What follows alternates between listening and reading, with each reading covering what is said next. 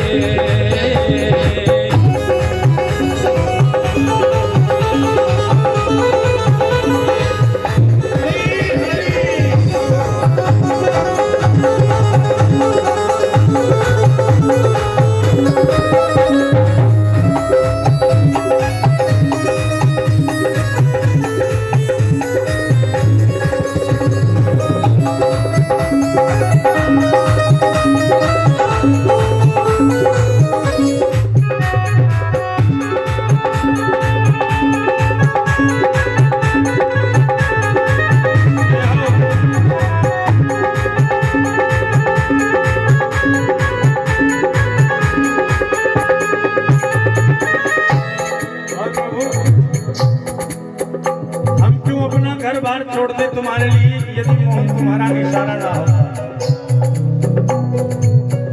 रहते हम भी भव सागर में जो पहले किसी को उबारा ना होता। इसका पंक्तियों का अर्थ सुनना कि आज हम सब आपके द्वार पर इसलिए आए हैं प्यारे, क्योंकि आपने पहले बहुतों को उतारा है, भव से पार उतारा है। जैसे मैंने सुंदरकांड के विषय में कहा था ना, जो लोग नहीं आए थे नहीं मालूम होगा, लेकिन जो लोग बैठे थे वो तो हाथ उठाओ, सुना था ना हमने सुंदरकांड के विषय में क्या बताया था। जो व्यक्ति प्रतिदिन किसी एक कामना के लिए सुंदरकांड जी का पाठ करता है हनुमान जी के सन्मुख बैठ करके, लगभग ज्यादा नहीं 6 महीने में उसका वो एक मनोरथ अवश्य पूरा होता है।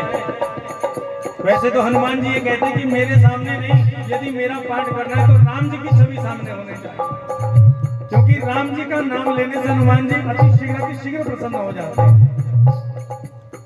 और मेरे पास ऐसे बहुत से उदाहरण भी हैं। प्रत्यक्ष को प्रमाण की आवश्यकता नहीं होती, लेकिन सार्वजनिक नहीं करना चाहिए। मेरे पास बड़े जीते जागते अपने बहुत से प्रमाण हैं।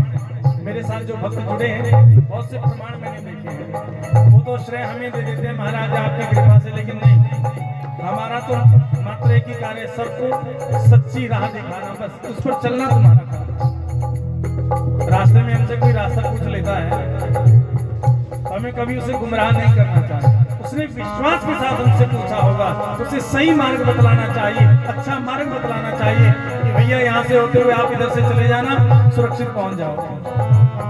आज आप किसी को मार्ग दिखाओगे, कल तुम्हें भी कोई मार्ग अवश्य दिखाएगा। जीवन में याद रखना, किया हुआ उपकार कभी भी वृथा नहीं जाता, वो फल देता ही देता है। ये न किन प्रकार यदा कदा किसी न किसी रूप में तुम्हें फल देगा ही देगा।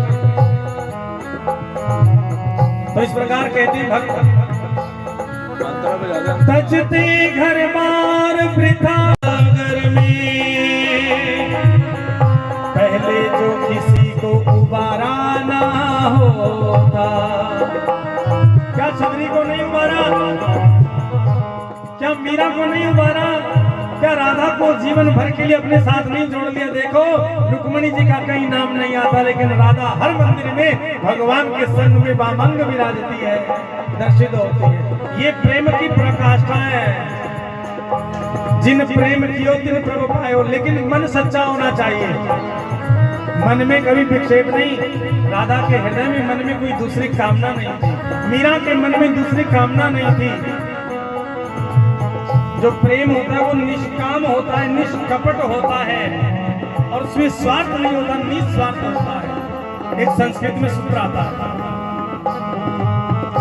तत्सुखे सुखितम इति प्रेम लक्षणम। बोले प्रेम का लक्षण क्या है? प्रेम का लक्षण एक ही है कि तुम किसी की जिंदगी में जुड़ गए और तुम्हारे जुड़ने से उस व्यक्ति को सुख मिल गया, उस व्यक्ति को शांति मिल गई, उस व्यक्ति का जीवन सुधर गया। यही तुम्हारे प्रेम का सच्चा लक्षण है। बस इससे सिवाय प्रेम नहीं। प्रेम को मैला मत कीजिए, प्रेम पर दाग मत लगने दीजिए, उस प्रेम को सत्य रखें, पवित्र रखें। देखो ईश्वर तुम्हारा सहयोग कैसे लेंगे। हम रोते ही क्यों बिलखा करके,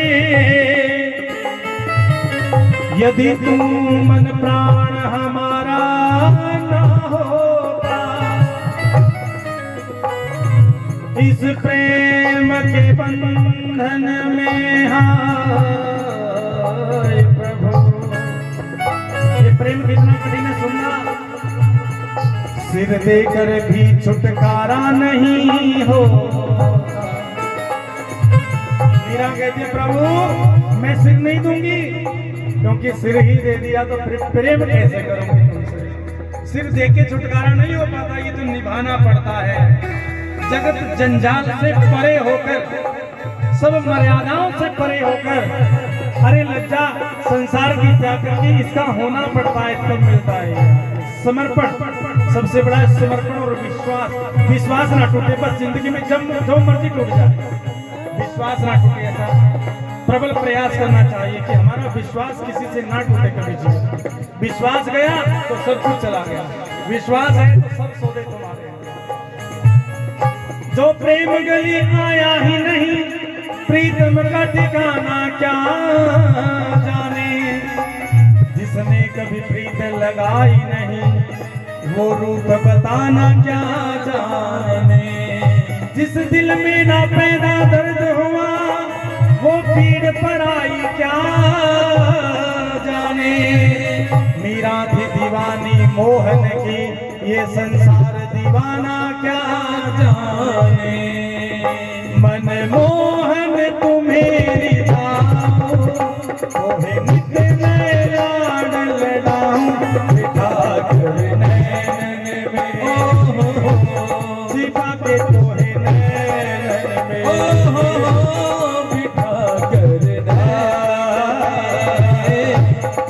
बातें तो है